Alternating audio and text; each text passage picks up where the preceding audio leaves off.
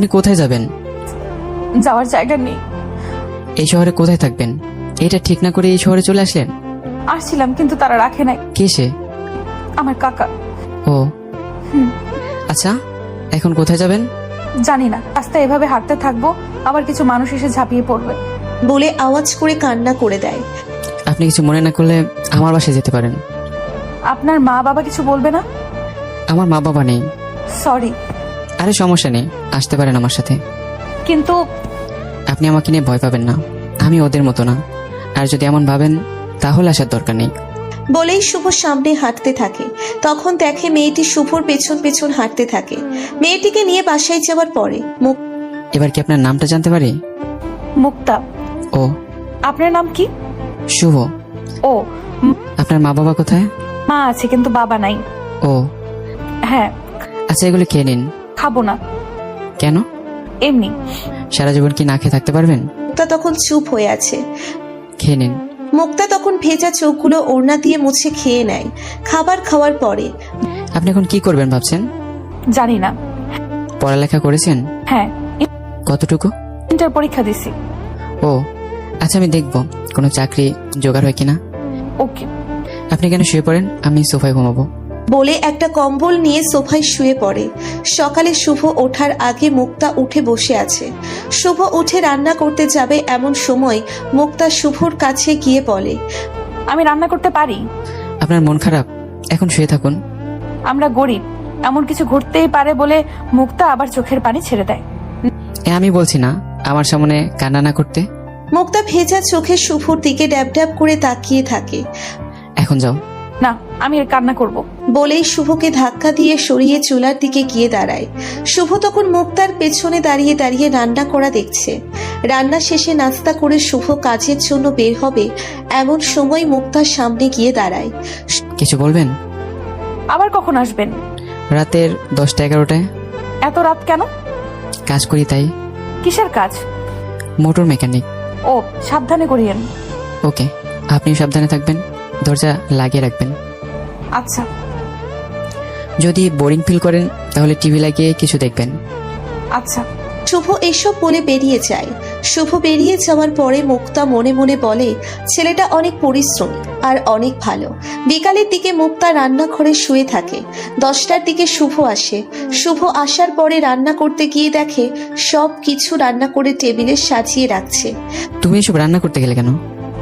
কেন, রান্না করলে কি অসুবিধা? নাকি রান্না ভালো না? না, ঠিক তা না। তাহলে?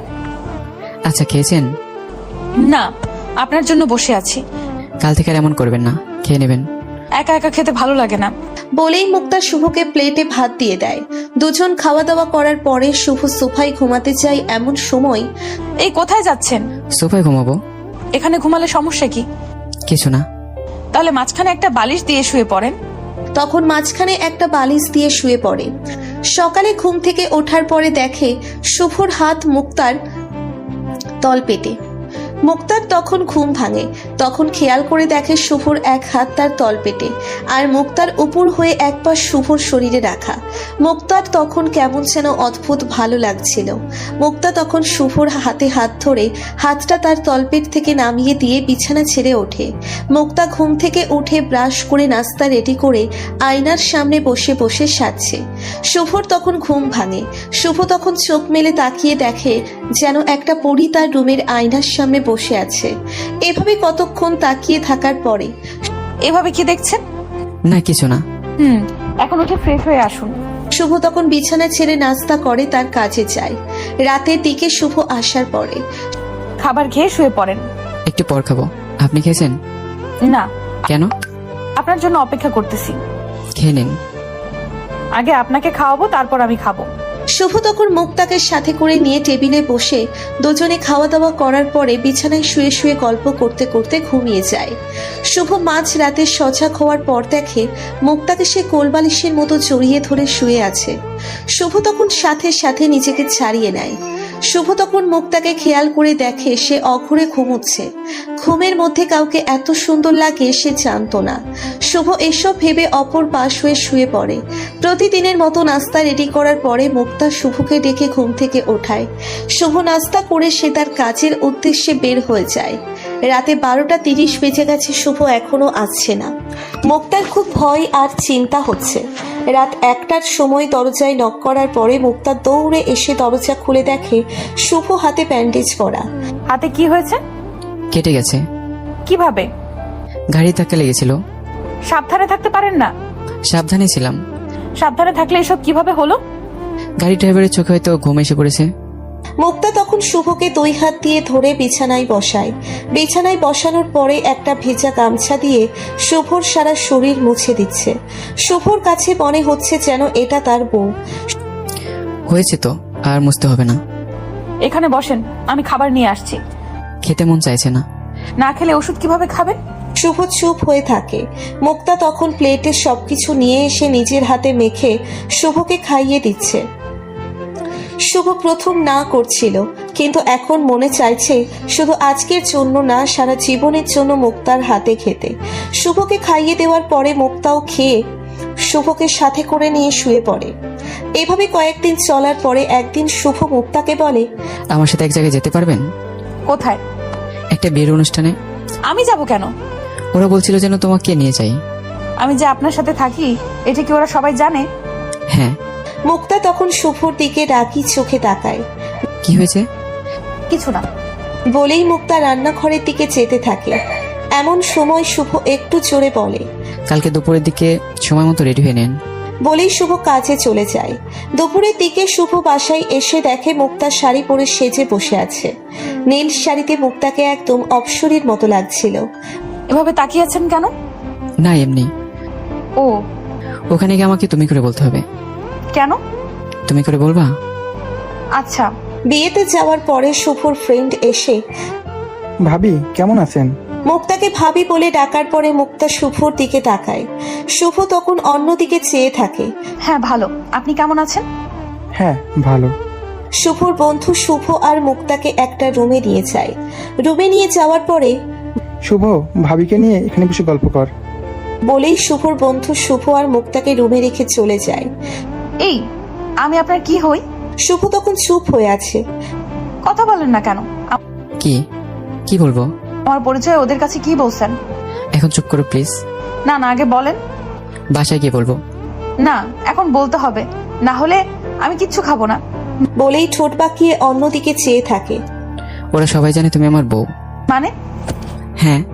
কিন্তু এটা কেন বললেন? এই সমাজে একটা যুবকের সাথে একা রুমে একটা মেয়ে বিয়ে ছাড়া থাকে, সেটা জানলে এই সমাজের মানুষ মেনে নেবে না। তার জন্য এটা বলতে হবে? শুভ তখন মুক্তার দিকে অসহায় দৃষ্টিতে চেয়ে থাকে। শুভর এমন চাহনি দেখে মুক্তা হেসে দেয়। হাসো কেন? তুমি ভয় পাইছো তাই? আমি ভয় পাই না। হইছে হইছে, আর ভাব নিতে হবে না। বলে খেয়ে গাড়ি করে বাসায় চলে আসে। বাসায় আসার পরে শুভ সন্ধ্যার দিকে বাসার বাহিরে যাবে, তখন মুক্তা দরজায় 2 হাত দিয়ে আটকিয়ে, এখন কোথায় যান? কাজে। কেন? এমনি। এত কাজ করে যে টাকা জমাচ্ছেন সেগুলো কার জন্য? ভবিষ্যতের কথা ভেবে। নিজেকে নিয়ে একটু ভাবেন। আর এখন থেকে সকাল 10টায় কাজে যাবেন আর বিকাল 4টার আগে বাসায় ফিরবেন। মুক্তার মুখ থেকে এসব কথা শুনে শুভ মুক্তার দিকে চেয়ে আছে। হনুমানের মতো এভাবে না তাকিয়ে থেকে শুয়ে থাকেন। তুমি এখন কি করবা? ছাদে গিয়ে বসে থাকবো। তাহলে আসো দুজনে ছাদে যাই। এরপর শুভ আর মুক্তা দুজন ছাদে গিয়ে বসে থাকে। ছাদে যাওয়ার পরে মুক্তা কথা বলছে আর শুভ মুক্তার ঠোঁট নাড়ানি দেখছে। মুক্তা এটা খেয়াল করে হঠাৎ চুপ হয়ে মুখে মুচকি হাসি রেখে শুভর চোখে চোখ রেখে ভ্রু কুচকিয়ে চোখের ভাষায় জানতে চাইছে কি জন্য এভাবে চেয়ে আছে। শুভ তখন একটা হাসি দিয়ে অন্যদিকে চেয়ে আছে। এই শোনেন। হ্যাঁ বলো। আমার না একা একা থাকতে ভাল লাগে না। আমার তো আর কেউই নেই। হুম। থাকলে কাউকে নিয়ে আসতাম তোমার একাকিত্ব দূর করার জন্য। আচ্ছা, এখন আজান দিবে, তুমি মসজিদে যাও, আমি বাসায় নামাজ পড়ে নেব। ওকে। শুভ যখন পাঞ্জাবি পরে তখন হাতের বোতাম লাগানোর জন্য কয়েকবার করে চেষ্টা করতেছে, কিন্তু পারছে না। মুক্তা তখন এসে শুভর পাঞ্জাবির বোতাম ঠিকঠাকভাবে লাগিয়ে দিচ্ছে। আর শুভ ভাবছে মুক্তা যদি সারা জীবন এভাবে বোতাম লাগিয়ে দিত। এই মিস্টার, হয়ে গেছে, সাবধানে রাস্তা চলাচল করবেন। আচ্ছা। নামাজ পড়ে একদম সোজা বাসায় আসবেন, আবার কোথাও দেরি করবেন না। ওকে। শুভ তখন বের হয়ে আর মুক্তা দরজায় দাঁড়িয়ে শুভকে দেখছে আর ভাবছে, আল্লাহ, এমন সহজ সরল মানুষটা না থাকলে হয়তো আমি আজ এই পৃথিবীতে বাঁচতে পারতাম না। মুক্তা নিজেকে নিজে প্রশ্ন করছে। আমি ওর সাথে সারাক্ষণ থাকি, সারা রাত এক বিছানায় ঘুমাই, কিন্তু আজ পর্যন্ত কোনো সমস্যা হয় নাই বা কোনো লোভী দৃষ্টিতে দেখে নাই। আল্লাহ, তুমি ওরে ভালো রাখো। বলেই নিজে নিজে চোখের পানি ফেলে দেয়। মুক্তা ফ্রেশ হয়ে নামাজ পড়ে শুভর অপেক্ষায় বসে আছে। শুভ নামাজ পড়ে রাস্তা দিয়ে হাঁটছে আর ভাবছে, মুক্তার মতো এমন একটা মায়াবী মেয়েকে জীবনসঙ্গী হিসেবে পেলে কত ভালো হতো। সারা জীবন ওর সাথে থাকতে পারতাম আর ওর চোখের চাহনিতে হারিয়ে যেতাম। এসব ভাবতে বাসায় এসে দরজা নক দেওয়া পরে মুক্তা দরজা খোলে। এগুলো কি আনছেন? তোমার পছন্দের জিনিস, মানে আচার আর চকলেটে। সত্যি? হ্যাঁ। মুক্তা তখন শুভর হাত থেকে নিজেই এগুলো নিজের হাতে নিয়ে শুভর দিকে চেয়ে একটা হাসি দেয়। সন্ধ্যার পরে দুজন বসে আড্ডা দিচ্ছে, এমন সময় শুভ হঠাৎ মুক্তাকে বলে, তুমি তোমার মার খবর নাও না কেন? কিভাবে নেব? মোবাইল নম্বর নেই? মা মোবাইল চালায় না, কিন্তু একটা ভাবির নাম্বার আছে। তাহলে ওনার মোবাইলে ফোন দিয়ে হলেও তো জানতে পারো। কিন্তু কার মোবাইল দিয়ে ফোন করব? তুমি খুঁজলে কি আমি মোবাইল দিতাম না? মুক্তা তখন চুপ হয়ে আছে। শুভ তখন মোবাইলটা হাত বাড়িয়ে দেয়। মুক্তা তখন মোবাইল হাতে নিয়ে ভাবির নাম্বারে ফোন দেয়। ভাবি, কেমন আছো? হ্যাঁ ভালো, কিন্তু আপনি কে? ভাবি, আমি মুক্তা। কি তুই মুক্তা? হুম। কেমন আছিস? ভালো। কি করিস এখন? নামাজ পড়ে বসে আছি। তুমি কি করো? আমিও। ভাবি, মা কেমন আছে? একটু মার কাছে দাও না, মার কণ্ঠে মুক্তা ডাকটা শোনার জন্য অনেক ইচ্ছা হচ্ছে। এটা শুনে মুক্তার ভাবি কান্না করে দেয়। ভাবি, তুমি কান্না করছো কেন? সানির বাবা কি তোমাকে কিছু বলছে? মুক্তা রে, চাচি আমার বেঁচে নেই। তোর মা তখন একটা কথা বলছিল, আল্লাহ তুমি আমার মুক্তারে দেখে রাখো। সানির বাবা তোরে অনেক জায়গায় খোঁজ করছে, কিন্তু কোথাও পায় নাই। এই কথা শুনে মুক্তার হাসি মুখটা নিমেষেই কালো হয়ে যায়। মুক্তার হাত থেকে মোবাইলটা আপনা আপনি পড়ে যায় আর মুক্তার চোখ ভিজে যায়। এই মুক্তা, তোমার কি হয়েছে? মুক্তা তখন হাউমাউ করে কান্না করে শুভকে জড়িয়ে ধরে কান্না করতে থাকে। আরে কি হয়েছে বলবো তো? আমার মা আর বেঁচে নেই বলে শব্দ করে কান্না করে দেয়। শুভর চোখও তখন ভিজে যায়। মুক্তা, সবাই তো চিরদিন বেঁচে থাকে না, প্লিজ এখন আর কান্না করো না। আমার এই একটা মানুষই ছিল যে আমাকে সব সময় কেয়ার করতো, এখন এগুলো কে করবে? আল্লাহ, তুমি এত নিষ্ঠুর কেন? আমার মারে কি না নিলে পারতে না? আমি এখন কি নিয়ে বেঁচে থাকবো? কার আশায় বাঁচবো? আমাকে কে ভাত মাখিয়ে খাইয়ে দিবে রে মা? শুভ তখন কান্না করে দেয়। কতক্ষণ পরে শুভ মুক্তাকে ভেজা তোয়ালে দিয়ে নাক মুখ মুছে বসিয়ে প্লেটে ভাত এনে মুক্তাকে খাইয়ে দেওয়ার জন্য হাত এগিয়ে নেয়। আমি খাবো না। কেন? জানেন না আপনি? মুক্তা, তুমি এই পরিস্থিতির শিকার। আজকের আমি সেই 7 বছর থেকে মা বাবা দুজনকে হারিয়ে এতিমখানাতে বড় হয়েছে। রাস্তাঘাটে সবাই আমাদের মতো মানুষগুলোকে আবর্জনা মনে করে। মানুষ জানে না এই পথে আসার রহস্যটা কি। মানুষেরা জানার চেষ্টাও করে না। পৃথিবীতে সবাই চিরস্থায়ী না, সবাইকে একদিন মৃত্যু স্বাদ গ্রহণ করতেই হবে। এসব বলে বুঝিয়ে শুনিয়ে মুক্তাকে খাওয়ায়। ঘুমানোর সময় গুনগুন আওয়াজে আবারও কান্না করতে থাকে। শুভ তখন মুক্তাকে কাছে টেনে নিয়ে কিছু কথা বলে ঘুম পাড়িয়ে দেয়। শুভ তখন ঘুমিয়ে যায়। সকালে শুভ রান্না করে মুক্তাকে নাস্তা করিয়ে দেয়। নাস্তা করিয়ে দেওয়ার পরে শুভ কাজে যায়। মুক্তা বিকালের দিকে ছাদে গিয়ে হাঁটু পেতে বসে বসে ভাবে, আমাকে কে স্বপ্ন দেখাবে? আমাকে কে নিজের হাতে খাইয়ে দিবে? আল্লাহ, তুমি কি এই মানুষটারে নেওয়ার জন্য এত দরকার ছিল? আমি কাকে নিয়ে বাঁচবো? মা, আমি তোমাকে শেষবারের মতো দেখতে পারলাম না। মা, আমাকে মাফ করে দিও। মা, কত ইচ্ছা ছিল আমাদের একটা সুখী পরিবার হবে, যেখানে কোনো অভাব থাকবে না, সকাল হলে রান্না করার জন্য ভাবতে হবে না। এসব বলে বলে ফুপিয়ে ফুপিয়ে কান্না করছে। আর ওইদিকে শুভ দরজায় নক করে বুঝতে পারছে হয়তো ছাদে গেছে, তাই অন্য দরজা দিয়ে তালা খুলে ভিতরে ঢুকে দেখে, ছাদে গিয়ে দেখে মুক্তা এভাবে কান্না করছে। শুভ পেছন থেকে মুক্তার কাঁধে হাত রাখে। মুক্তা তখন আরেকটু শব্দ করে কান্না করে দেয়। রাতে ঘুমানোর সময়। মুক্তা, বলেন। কালকে এক জায়গায় যাব। কোথায়?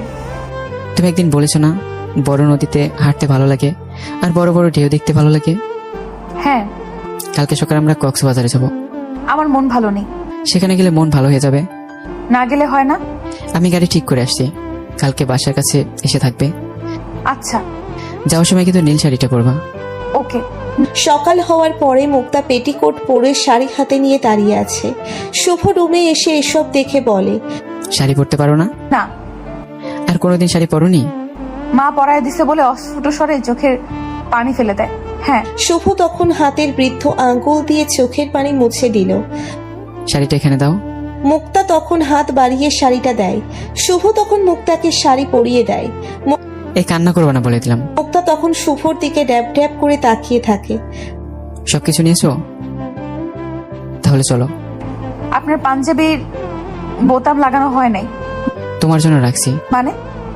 তুমি লাগিয়ে দিবে তাই। মুক্তা তখন ভেজা চোখে মুচকি হেসে শুভর কাছে এসে উকি দিয়ে বোতামগুলো লাগিয়ে দেয়। শুভ তখন মুক্তাকে নিয়ে গাড়িতে ওঠে। গাড়ি তার নিজস্ব গতিতে চলছে আর মুক্তা জানালার পাশে বসে আছে। খোলা চুলে শুভর দেখা শ্রেষ্ঠ সুন্দরী এখন তার পাশে বসে আছে। কতক্ষণ পরে মুক্তা মাথা এহেলিয়ে শুভর কাঁধে মাথা রাখে। শুভ চুলের মাতাল করা ঘ্রাণে সেও ঘুমিয়ে যায়। গন্তব্যস্থানে আসার পরে মুক্তা চোখ মেলে তাকিয়ে দেখে মুক্তা এক হাত দিয়ে শুভর ডান হাতটা জড়িয়ে ধরে কাঁধে মাথা রেখে আছে, আর শুভ মুক্তার মাথার সাথে মাথা লাগিয়ে রাখছে। মুক্তা তখন হাতটা ছাড়িয়ে নিয়ে হালকা করে শুভর মাথাটা ওঠানোর সময় দুজনের চোখে চোখ পড়ে। মুক্তা তখন নিচের দিকে লজ্জা পাওয়ার মতো চেয়ে থাকে। মুক্তার এমন চাহনি দেখে শুভ মনে মনে বলে, আল্লাহ, কিভাবে একটা মানুষ এত সুন্দর হয়। দুজন গাড়ি থেকে নামার পরে একটা ফ্ল্যাটের দিকে যায়, যেখানে কাপলদের রুম ভাড়া দেওয়া হয়। আমাদের একটা রুম লাগবে। স্যার, কিছু মনে করবেন না, আপনাদের মাঝে কিসের সম্পর্ক? শুভ তখন মুক্তার দিকে তাকায়। আমরা স্বামী স্ত্রী। বলেই শুভর এক হাত জড়িয়ে ধরে মুক্তা। শুভ তখন মুক্তার দিকে অবাক চোখে তাকায়। মুক্তা তখন শুভকে চোখের ভাষায় সামনের দিকে তাকাতে বলে। রুমে নেওয়ার পরে রুমে প্রবেশ করার পরে এখানে এটা বলছো কেন? কি বলছি? আমরা স্বামী স্ত্রী। এটা না বললে কি আমরা এখানে বাসা পাইতাম? সারা রাত রাস্তায় কাটানো লাগতো। সত্যি সত্যি হওয়া যায় না? বিড়বিড় করে কি বলছেন? না, কিছু না। এটাই ভালো। জনে শোয়ার পরে আজকে কেন জানি ঘুম আসছে না। কেন? জানি না। ও হ্যাঁ, আপনি কি কোনো গল্প পারেন না? পারি। তাহলে বলেন। এখন? তো কখন? পরে হলে হয় না? আমার এখন ভালো লাগছে না। আর আপনি পরে গল্প শুনে কি করবেন? এখন শোনালে শোনান, না শোনালে নাই। বলেই ঠোঁট বাঁকিয়ে ভেঙচি কেটে অন্য পাশে মুখ করে চিত হয়ে শুয়ে থাকে। আচ্ছা বলি। ওকে বলেন। কিছু মনে করা যাবে না। ওকে, আগে বলেন। ক্লাস 2-তে একটা পিচ্চি মেয়ে উঠে দাঁড়িয়ে বলছে, টিচার টিচার, আমার আম্মুকে প্রেগনেন্ট হতে পারবে? টিচার বললেন, তোমার আম্মুর বয়স কত সোনা? পিচ্চি বলল, 40। টিচার বললেন, হ্যাঁ, তোমার আম্মু প্রেগনেন্ট হতে পারবেন। পিচ্চি এবার বলল, আমার আপু কি প্রেগনেন্ট হতে পারবে? টিচার বললেন, তোমার আপুর বয়স কত সোনা? এবার পিচ্চি বলল, 18। আবার টিচার বলল, হ্যাঁ, তোমার আপু প্রেগনেন্ট হতে পারবে। পিচ্চি এবার বলল, আমি কি প্রেগনেন্ট হতে পারবো? টিচার এবার হেসেই বললেন, তোমার বয়স কত সোনা? আবার পিচ্চি বলল, 8। এবার টিচার বললেন, না সোনা, তুমি প্রেগনেন্ট হতে পারবে না। এই কথা শোনার পর পিছন থেকে ছোট্ট বাবু পিচ্চিকে খোঁচা দিয়ে বলল, শুনলে তো, আমি তো তখনই বলেছি আমাদের চিন্তা করার কিচ্ছু নেই। শুভ মুক্তার এই হাসিটা আজ প্রথম দেখছে। ইচ্ছে করছে জড়িয়ে ধরে অনেক কাছ থেকে বাঁকা দাঁতের হাসি দেখতে আর ঠোঁটের কোণে তিলটাতে চুমু খেতে। এই কি ভাবছেন? কিছু না। এগুলো শিখছেন কোথা থেকে? তোমার দাদাই শিখেছিল, আর বলছিল আমার নাতনিটাকে সময় মতো হাসি মুখে রাখবে। হয়েছে, আর বানিয়ে বানিয়ে বলা লাগবে না, এখন ঘুমিয়ে যান। Good night. তখন দুজন ঘুমিয়ে যায়। মাঝরাতে মুক্তা দেখে শুভর মুক্তার পাশে এসে মুক্তাকে জড়িয়ে ধরে মুক্তার ঠোঁট কামড়ে ধরেছে। মুক্তা তখন ঘুম থেকে লাফ দিয়ে ওঠে। ঘুম ভেঙে উঠে দেখে শুভ মুক্তার কোমরের দিকে এক হাত দিয়ে আর একটা পা মুক্তার পায়ের উপর দিয়ে অঘরে ঘুমুচ্ছে। মুক্তা শুয়ে শুভর দিকে চেয়ে নিজে নিজে একটা হাসি দেয়। মুক্তা তখন ভাবে, ওর মতো কোনো মানুষ হয় না। আল্লাহ যদি ওর বউ হওয়ার মতো কোনো সুযোগ দিত, কত ভালো হতো। সারা দিন রাত একে অপরকে জড়িয়ে ধরে রাখতাম। ধুর, এসব কি ভাবছি? একটা মেয়ে যেটা সবচেয়ে দামি জিনিস, আমি তো সেটাই হারিয়ে ফেলেছি। কেন ওর জীবনে গিয়ে ওকে ঠকাবো? সব মেয়েদের একটা স্বপ্ন থাকে, ভালো একটা ছেলেকে স্বামী হিসেবে পেতে। কিন্তু আমি এমন স্বপ্নে বিভোর হয়ে থাকলে চলবে না। ওকে দেওয়ার মতো আমার কিচ্ছু নেই। যতদিন পারি পেটে ভাতে থাকি, তারপর না হয় কোনো বাড়িতে কাজের মেয়ে হিসেবে থাকবো। এটা ভেবে মুক্তার চোখ ভিজে যায়। তখন মুক্তার তলপেট থেকে হাতটা নিজে সরিয়ে দিয়ে পাগুলো ঠিক করে বিছানার একপাশে গুটিসুটি মেরে শুয়ে থাকে। একসময় ঘুমিয়ে যায়। আবার সকালে উঠে খেয়াল করে দেখে শুভ তার পিঠের দিকে বুক লাগিয়ে কোলবালিশের মতো শক্ত করে জড়িয়ে ধরে রাখছে। মুক্তা তখন নিজেকে ছাড়িয়ে নিয়ে গোসল করে এসে শুভকে ওঠায় গোসল করে আসার জন্য। শুভও তখন গোসল করে ঘুরতে যাওয়ার জন্য বের হয়। সকালে নদীর তীরে হাঁটছে। সদ্য ওঠা সূর্যের আলোটা পানিতে ছিলিক ছিলিক করছে। মুক্তা হাঁটছে আর শাড়ির কুচিটা এক হাতে হালকা করে ধরে রাখছে। দেখেন নদীর ঢেউটা কত সুন্দর, ইচ্ছে করে ঢেউয়ের সাথে করে দূরে অজানায় হারিয়ে যাই। দূরজনে হারিয়ে গেলে আমি তোমাকে পাবো কি করে? ধুর, আপনি কিছুই জানেন না। কি? একটু কবি হতে চেয়েছিলাম, কিন্তু সেটা হতে দিলেন না। চলো নৌকায় উঠি। মুক্তা নৌকায় ওঠার পরে অনেক খুশি হয়। শেষবারের মতো নৌকায় উঠছিল তার বাবার সাথে। আজ প্রায় 12-13 বছর আগে বাবা মারা যাওয়ার পরে নৌকায় আর ওঠা হয়নি। মুক্তা তখন পা পানিতে দিয়ে পানির সাথে বাচ্চাদের মতো খেলা করছে।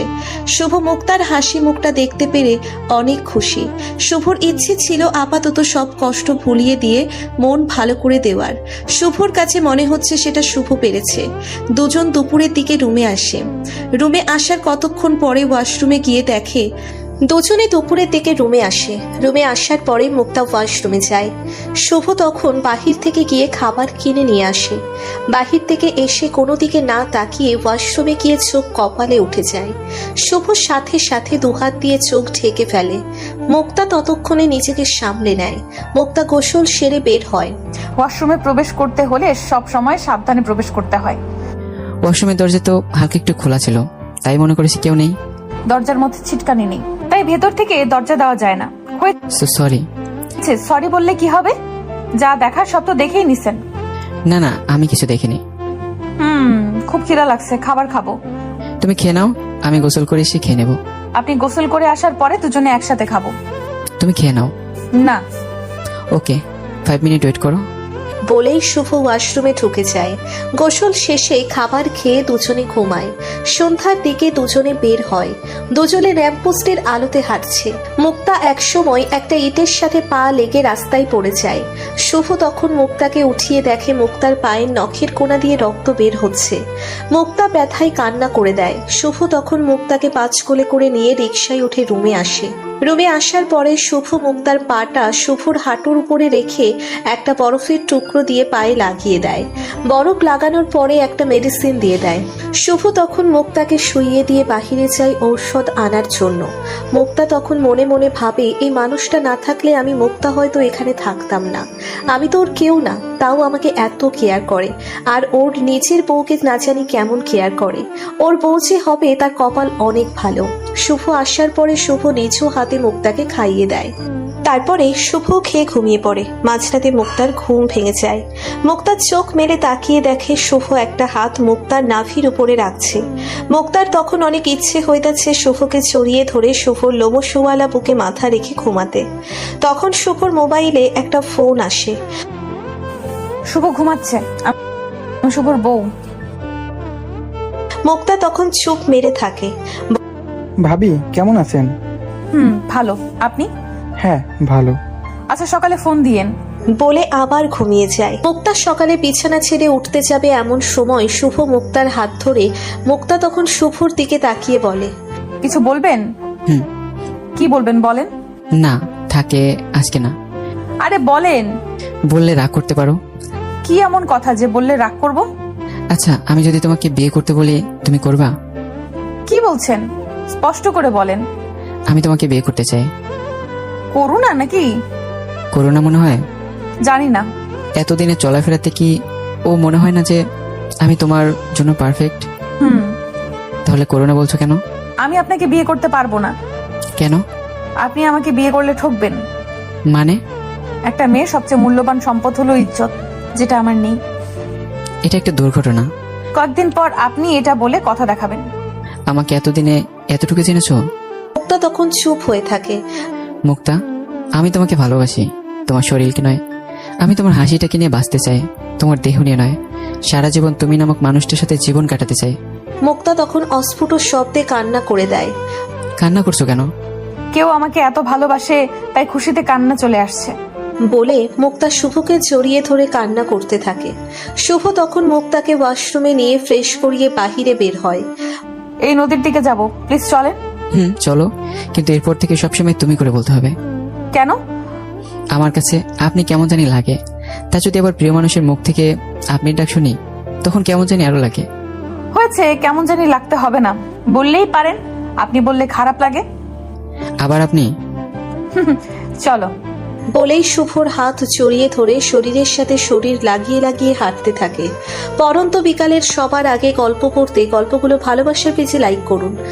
পরন্ত বিকালের দিকে পশ্চিম দিকের আকাশটা হালকা লাল রঙের হয়ে আছে, তাতে পানিটা আরো ফুটে উঠেছে। রবীন্দ্রনাথ নদীর পানি আর ঢেউয়ের সাথে মানুষের সুখ দুঃখের জীবনটাকে তুলনা করেছিলেন। আসলেই মন যখন খারাপ থাকে তখন নদীর তীরে হাঁটাহাঁটি করলে মন খারাপ থাকার কথা না। চলো ওই দিকটাতে বসি। ওখানে যাওয়ার পরে একটা বেঞ্চিতে দুজন বসে। মুক্তা তখন শুভকে কাছে টেনে মাথাটা তার কোলে রাখে। শুভ তখন বেঞ্চিতে লম্বা হয়ে শুয়ে পড়ে। মুক্তা তখন শুভর কপালে হাত বুলিয়ে দিতে থাকে। পরের দিন সকালে উঠে সবকিছু গুছিয়ে বাসার উদ্দেশ্যে বের হয়। গাড়িতে ওঠার পরে মুক্তা জানালার পাশে বসে আর শুভ তার পাশেই বসে।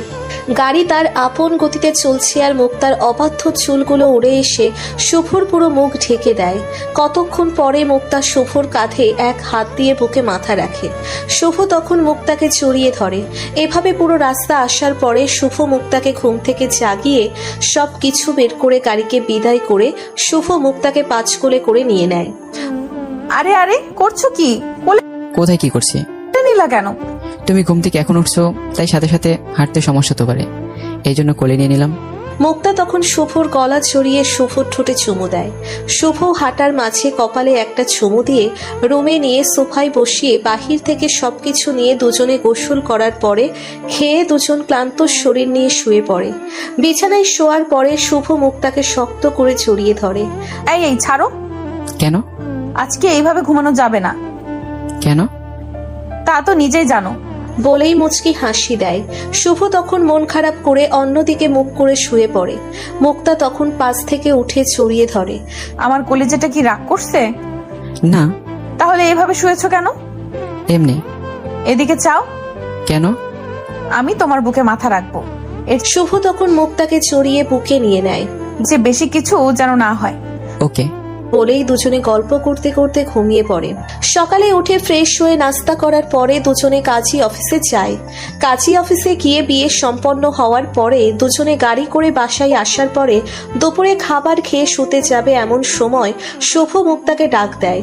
মুক্তা তখন শুভর কাছে এসে, আজকে তুমি একা একা ঘুমাও। কেন? রাতে আমাদের বাসর হবে। দিনে হলে সমস্যা কি? চুপ শয়তান। আচ্ছা চলো দুজনে গল্প করতে করতে সময় কাটিয়ে দিই। এভাবে সময় কাটানোর পরে এশার আজান দেয়। মুক্তা তখন শুভকে নামাজ পড়তে পাঠায়। শুভ নামাজ পড়ে আস্তে আস্তে 9টা বাজে। মুক্তা ততক্ষণে নামাজ পড়ে বিছানা গুছিয়ে ঠিক করে রাখে। দরজায় নক করার পরে মুক্তা দরজা খোলে। মুক্তা শাড়ি পরে দাঁড়িয়ে আছে আর শুভ ড্যাব ড্যাব করে বড় চোখে তাকিয়ে থাকে। এইভাবে চেয়ে থাকতে হয় নাকি? তোমাকে অনেক অনেক সুন্দর লাগছে। একটা মানুষ এত সুন্দর হয় সেটা কেউ না দেখলে বুঝতে পারবে না। কেউ দেখতে হবে না, তুমি দেখলেই হবে। বলেই মুক্তা হাসি দেয়। শুভ তখন ঠোঁটের কোণে তিলের সাথে পাকা দাঁতের হাসিটা দেখে আর কন্ট্রোল করতে না পেরে মুক্তাকে জড়িয়ে ধরে।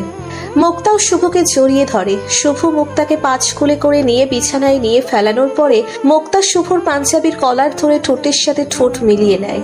ভালো থাকুক এমন পবিত্র ভালোবাসা। ভালো থাকবেন। ধন্যবাদ। গল্পটি ভালো লেগে থাকলে অবশ্যই সাবস্ক্রাইব করে আমাদের চ্যানেলের পাশেই থাকুন।